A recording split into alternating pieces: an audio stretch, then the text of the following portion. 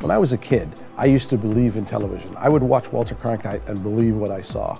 It's been 20 years since I can watch television and say that. I need something like The Real News to get truth, nuance, complexity, analysis, and something substantive.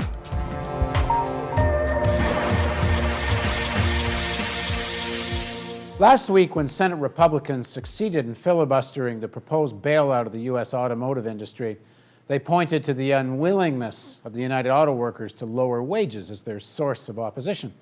However, an internal memo that was leaked in the days following the vote leads one to believe that the senators were after more than wage concessions.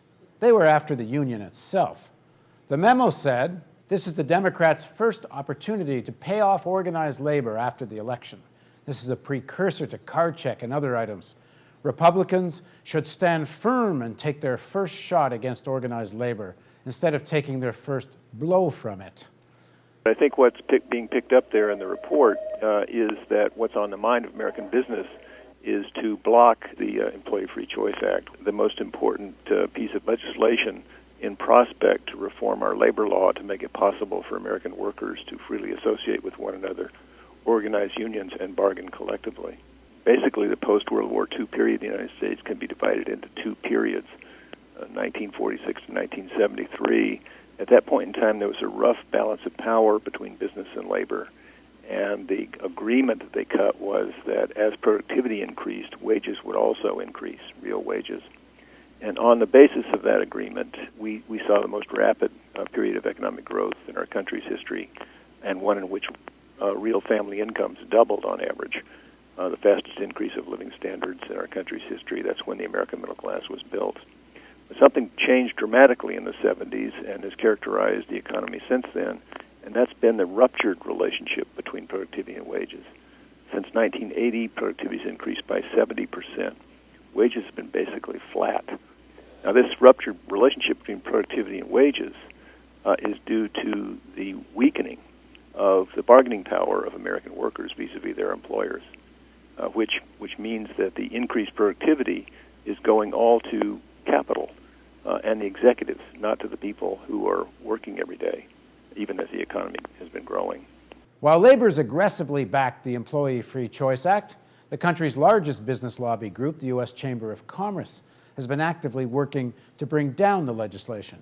The big labor unions are working overtime in Washington, lobbying for a dangerous new bill.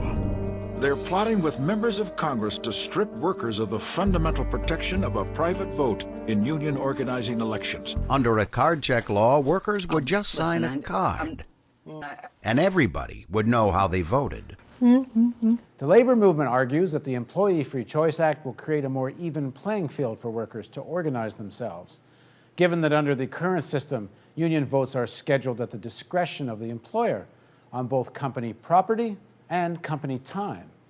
We're not looking to take away from workers their right to have a secret ballot. Today there are 90 million workers who would be eligible to join unions under our laws that are not in unions, something like 53 to 55% by most public opinion polling. Say they would join a union tomorrow if they could. They can't because of systematic employer intervention. Under current law, workers sign cards indicating their interest in joining a union. And at that point, the employer can recognize the union based on the cards that were signed, or the employer can ask for the contested election, which is what they usually do, and then they use the time involved before the election to intimidate the workers involved and to reduce the number of people below a majority who want to join a union. There's over 30,000 people who are fired every year for attempting to form a union. The Employee Free Choice Act, the process is still the same, except the workers themselves who choose the process, not the employer. So the workers could choose a secret ballot if they wanted to do that, or they could choose a card check process if they wanted to do that. This is an issue of freedom of association, to have freedom of expression about this matter without fear of losing their job, the freedom to associate with one another if they want to organize a union if they want to. The decision about how they make that decision should be in the hands of the workers themselves, not their employers, and that's what the Employee Free Choice Act does. This is the sort of thing we can build right now without anyone else's permission from the government or from the business community. It's the power's in our hands. If we're not going to sleepwalk into more wars and into environmental disaster, we think we need to start with a television news network that won't bow to pressure and has the courage to seek facts. And that means independent economics. And that's why we need you.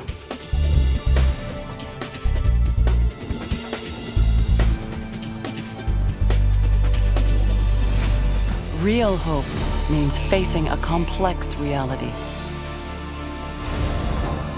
Your tax-deductible donation makes it possible. Please contribute. Visit therealnews.com.